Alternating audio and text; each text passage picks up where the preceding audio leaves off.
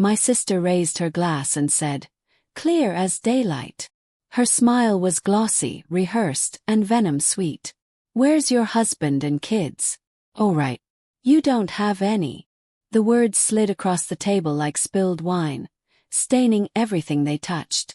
The laughter that followed wasn't loud, but it cut deep. My mother gave a soft, delighted chuckle, as if Brooke had just told the most harmless joke in the world. My father tapped his fork on his plate approvingly, and my aunt muttered something polite just to feel included. I sat there, absorbing the moment like I always did. Seated at the head of a table I paid for, in a house I helped refinance, surrounded by people who had no idea how many silent battles I fought for them. They didn't see the nights I stayed up late making spreadsheets so my parents wouldn't lose their home. They didn't see me skimming savings to keep Brooke's credit from collapsing when she forgot to pay her bills. But in that moment, they saw only one thing. A woman without a ring. A woman without a child. A woman they believed they could laugh at without consequence. Brooke reached for her wine again, twirling the stem between her fingers with theatrical elegance. "It's just funny, Grace. You're what, 33? I mean, some people have careers, some people have families. You have emails." More laughter. A little louder this time, that I felt the heat crawl up my chest. Not embarrassment, but something sharper. Something that had been building for years, layered with every sacrifice, every unspoken expectation, every backhanded compliment disguised as concern. I didn't rise. I didn't scream. I didn't even blink, that I simply smiled. And that smile, I think, scared them more than anything I could have said. "Brooke," I said, voice steady, cutting through the noise like a blade. "Where's your money?" Her laughter stopped mid-breath. I tilted my head, as if genuinely curious. "Oh right. I've been supporting you until today." The air changed.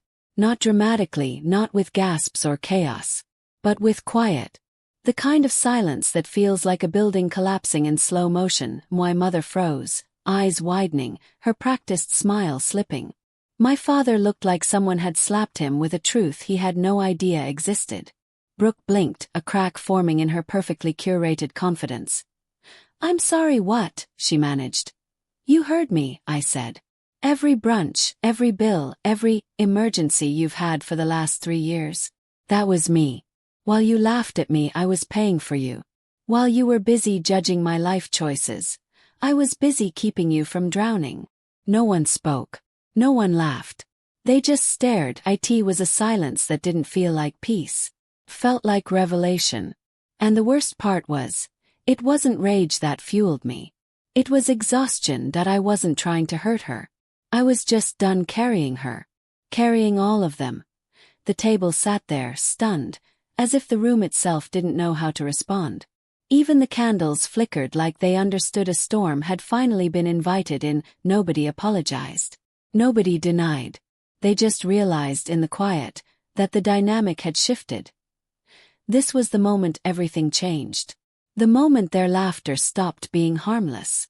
The moment they realized they'd mocked the person who'd been keeping their lives afloat. And that silence. That uncomfortable, heavy, suffocating silence. It didn't end that night. Followed us. Haunted every conversation after. Changed the trajectory of every decision, every truth, every fallout that came next. Because that silence was the beginning. It didn't break us. It exposed us. Before I tell you what that silence led to, tell me, where are you listening from? So I know I'm not the only one who's ever been laughed at by their own family.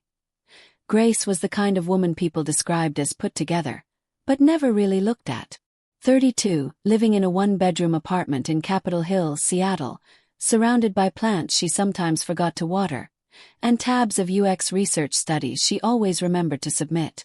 Her job at a mid-sized tech company paid well enough that people assumed she didn't need help, but the truth was, she rarely kept a full paycheck for herself. Because every month, without fail, someone from her family needed saving. Her mother, Linda, a retired nurse whose body had aged faster than her spirit, struggled with heart issues and had gone through surgery 2 years earlier. The medical bills were supposed to be covered, but life had a way of slipping through the cracks. Grace stepped in, not because anyone asked, but because she couldn't sleep knowing her mother might skip meds to save money. Her father, Thomas, once an economics teacher, now an underpaid consultant who still quoted Keynes at the dinner table, had been the kind of man who believed intelligence could solve everything. Age had taught him otherwise. His pride, though, remained unshaken. He never requested help directly. Instead, he'd say things like, "The utilities this month were higher than expected," with a shrug that wasn't casual at all. And then there was Brooke, 28, a full-time fashion influencer with a curated life and an unreliable income stream. Brooke didn't apologize when she asked for money, because she always framed it as temporary. "Hey sis, can you help me just this once?" But once became monthly, then weekly, then almost expected. Rent for a studio with skyline views. New camera equipment she swore would pay for itself. Credit card debts that aren't even a big deal. Grace watched her sister's follower count rise, but her bank account stayed tethered to Brooke's lifestyle and photos. Brooke always stood front and center, posed, luminous, flawless, while Grace existed somewhere on the edge of the frame. Half-cropped, half-visible, half-important. She'd scroll through Instagram sometimes, pausing on a family Christmas post where her own shoulder was the only thing visible, like she was meant to be proof of someone else's good life, not a character in her own. But every time she thought about pulling away, something heavy and historical rose in her chest. Guilt wasn't loud, it whispered. Said things like, "They need you. You have enough. It's just for now." And Grace, with her spreadsheets and savings and stability, believed it. Sunday dinners in Tacoma had been the constant thread binding the family. A table filled with pot roast, lukewarm wine, and stories that always sounded better than they felt. Brooke would talk about brand deals, Linda would comment on the weather, Thomas would analyze football like it was a national economy. Grace's life was never part of the conversation unless someone asked, "Still single?" or "Still working that computer job?" They didn't mean to be cruel, she told herself. They just didn't see her. They didn't see the exhaustion of driving an hour each way after a full week of work. They didn't see the silent math she did in her head every time a bill arrived. They didn't see the weight she carried, so they didn't have to. For years, she believed love was a responsibility, not a relationship. That sacrifice was proof of loyalty. That families didn't need thanking, they just needed taking care of. I thought that if I just kept giving, one day they'd see me as more than their backup plan. But every favor became invisible the moment it was fulfilled. Every dollar dissolved into air. Her identity in Seattle was clean, minimalist, intentional. But in Tacoma, in the house she'd quietly saved from foreclosure, she was still the reliable daughter. The one who swallowed needs, fixed problems, and pocketed resentment like loose change. Oh, when the call came the week before last Sunday, Brooke's voice sugary and urgent. "Grace, babe, I swear last time. Can you just cover this for me?" Grace didn't hesitate. She sent the money, shut her laptop, and told herself it didn't matter. Because back then, she still believed the role she played had value. She still believed the family she held together couldn't turn on her. "That's why I didn't see the dinner last Sunday coming." The dining room looked warm from the outside. Soft light, polished wood, candles flickering like a Hallmark movie. But the warmth was false. The kind that existed only for photos or to convince visitors that this family was functional. The table was set neatly, as always. My mother, Linda, still believed presentation could disguise reality. Roast chicken, artisan bread she bought from a local bakery she couldn't really afford, and a salad that no one ever touched. And of course Brooke sat at the center, glowing like a centerpiece. My mother leaned toward her, clasping her hands together. "Honey, that event you did last week. Stunning. You looked like a real professional. I showed the photos to all my old colleagues." Brooke didn't look up from her phone. Yeah, it was whatever. Brand screwed up the lighting, but the engagement numbers were crazy. Her tone was dismissive, practiced, dripping with casual arrogance. I poured myself water. I'd learned years ago that wine at these dinners only made me say things I regretted. My father asked, "How many people attended?" Brooke shrugged. "I don't know. I don't count faces. Count views. Screens matter more than bodies now, Dad." She said it like a revelation, like she'd invented the internet. The room floated around her. I'd seen this scene play out hundreds of times. Mother praising, father nodding, Brooke accepting compliments as if breathing oxygen. Then the subtle pivot, the transition from admiration to comparison. "So," Brooke said, eyes still fixed on her screen, "what's new with you, Grace? Still doing whatever it is you do? Screens and surveys." I felt the old sting, the one I'd grown accustomed to swallowing. "It's UX research," I said lightly. "I design user experiences, run studies." Brooke snorted. "Right. Spreadsheets. People clicking buttons.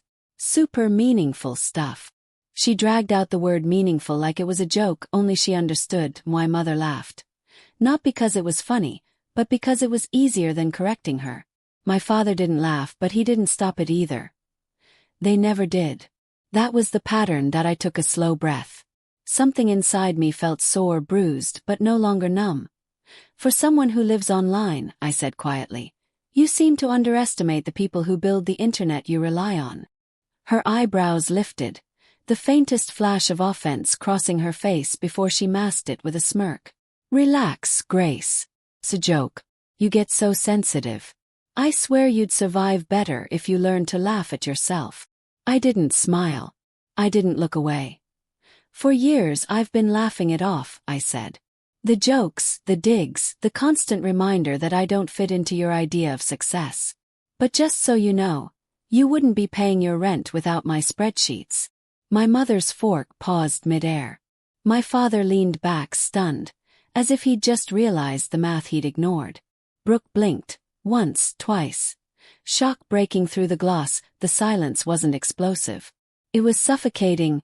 Dinner ended quietly. No closing remarks, no jokes, no dessert. Just the slow burn of people realizing a boundary they didn't know existed had suddenly been erected in front of them. The drive home was equally silent. Streetlights blurred against the window as I stared out, my reflection faint and unfamiliar. I didn't look angry. I looked free. Something had cracked open inside me. Not dramatic, not loud. Small but irreversible. For years I'd let it slide. The jokes, the digs, the quiet expectations. But something broke then. Something small but irreversible. I didn't know what came next. But I knew one thing for sure. That silence wasn't peace. It was the sound of something ending. Grace didn't cry on the drive home. She didn't rage, didn't blast angry music, didn't rehearse speeches in her head. She walked into her apartment, set her keys on the counter, fed the cat, and opened her laptop.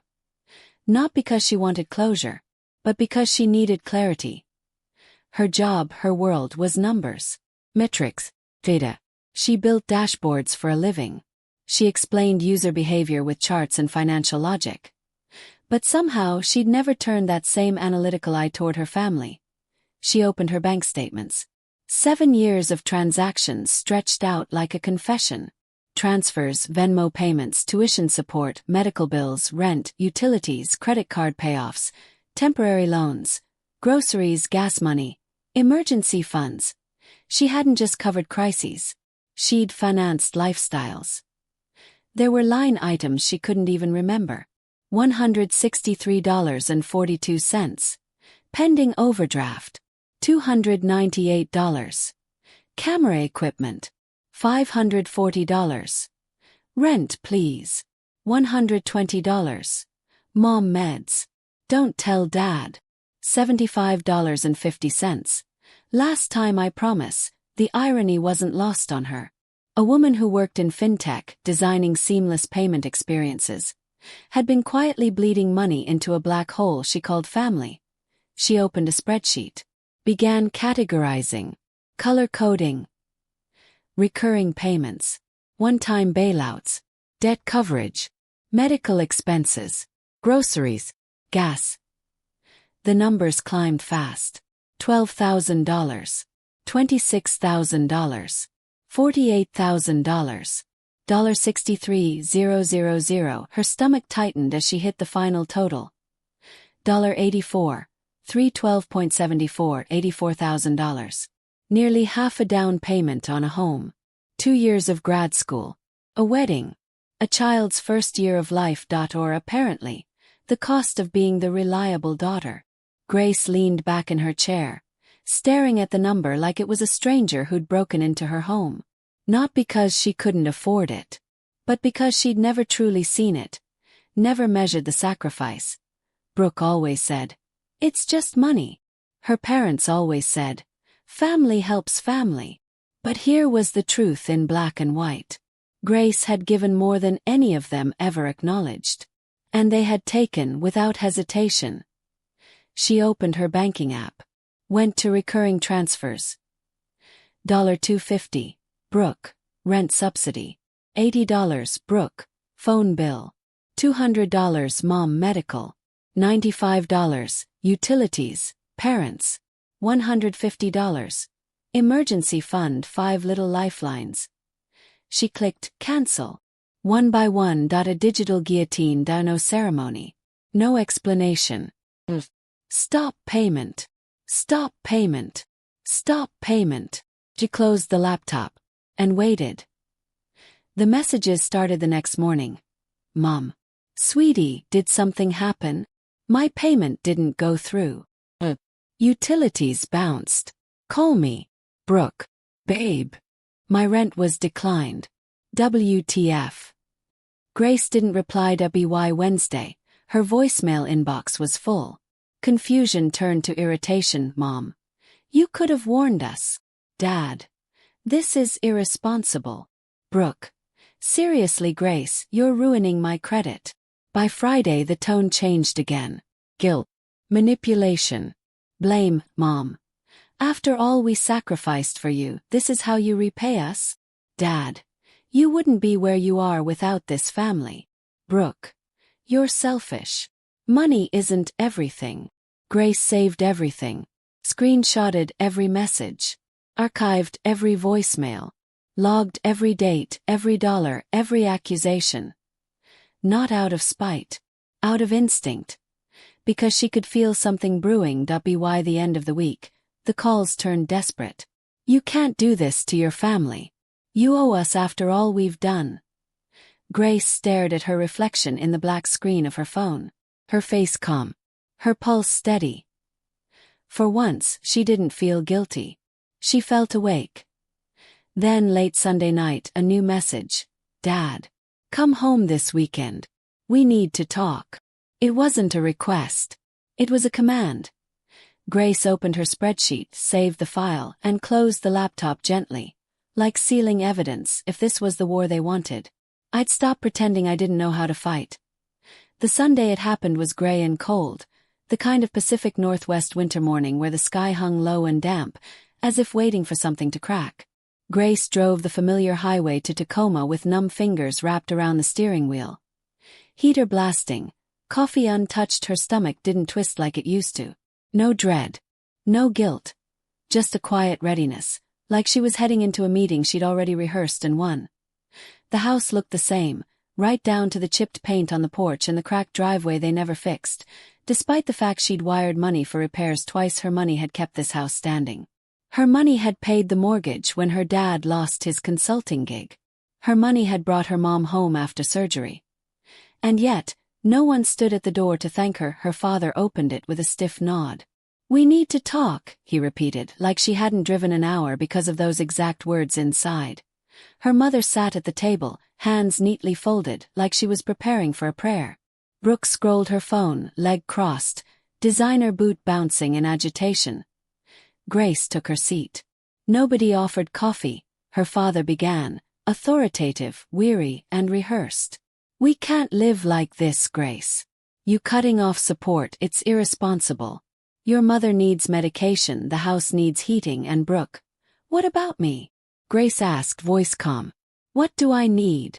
They all blinked, unprepared for a question that didn't fit the script. Her mother leaned in, pity dripping from her tone. You don't understand. Families help each other. We've always taken care of you. We sacrificed. Grace laughed. Not loudly but honestly. You sacrificed. Or did you borrow? Brooke rolled her eyes. Oh my God, Grace, are you really going to do this? You're 32 with no husband, no kids, no real life outside screens and surveys. You're bitter because nobody depends on you anymore.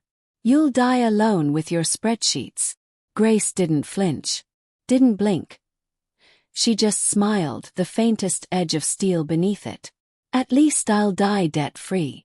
Brooke recoiled, as if the words physically hit her. Her father slammed his palm on the table. This attitude is unacceptable. No, Grace said. What's unacceptable is pretending this is about family instead of money. She reached into her bag and dropped a thick folder onto the table. The sound echoed, paper, heavy with truth, colliding with wood. Her father frowned.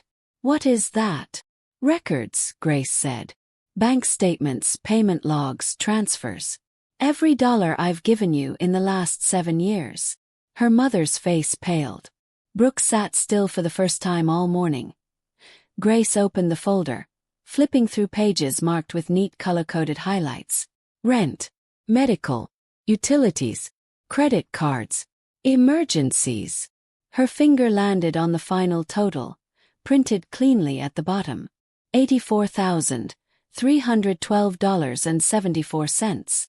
Her father stared, throat working. Her mother whispered, "That can't be right."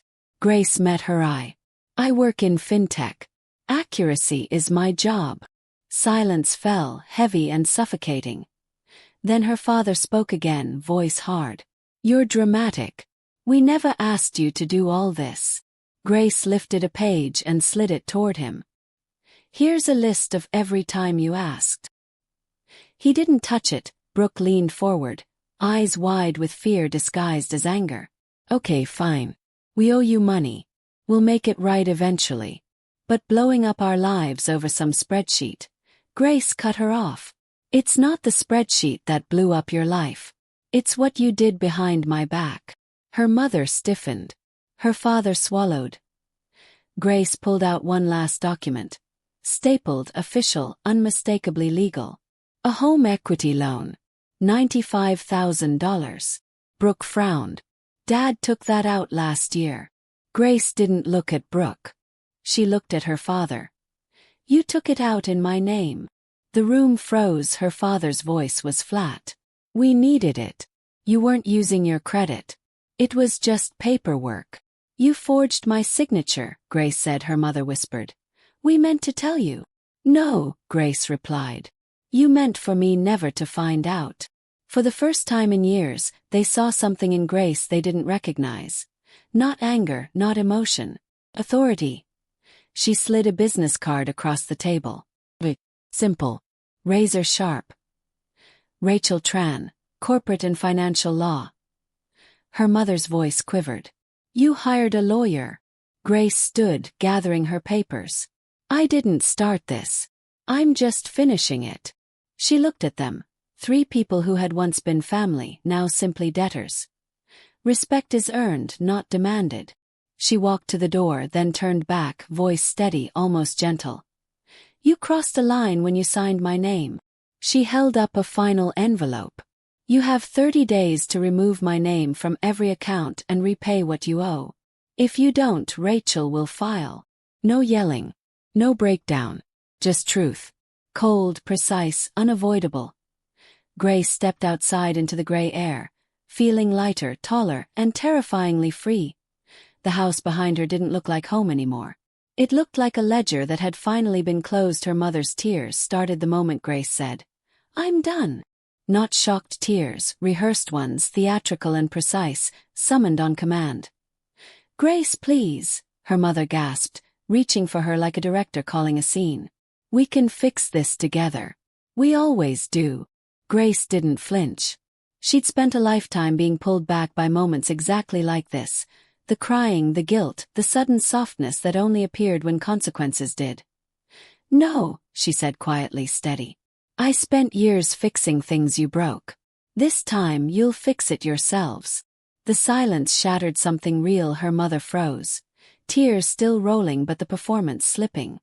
Her father stepped forward, angry, embarrassed, afraid of losing the scapegoat they'd built their stability on.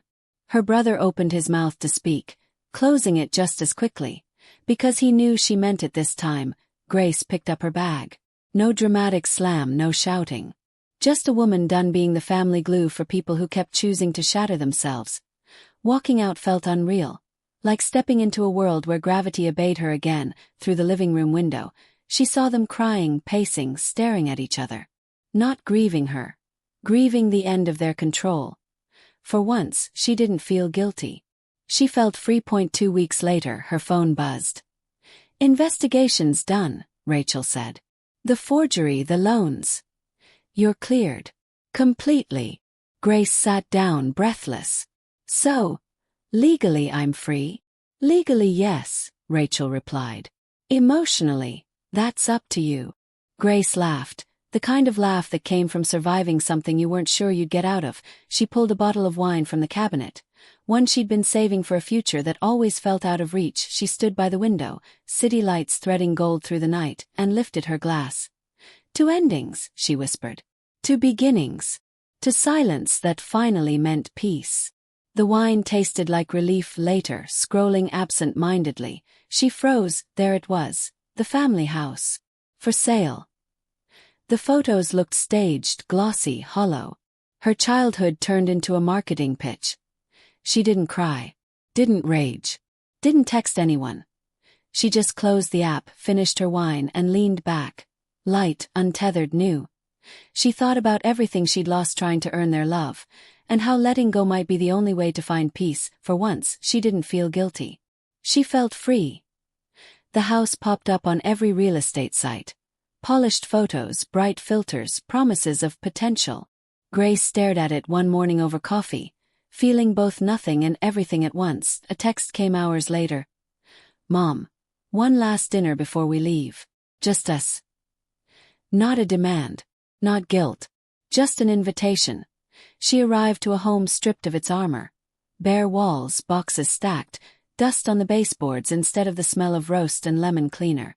The dining table sat in the middle of a hollowed-out room, set with mismatched plates because everything else had been packed. They ate quietly. No performance. No pretending. Her mother's voice was softer than Grace remembered. "We know things got bad." Grace met her eyes.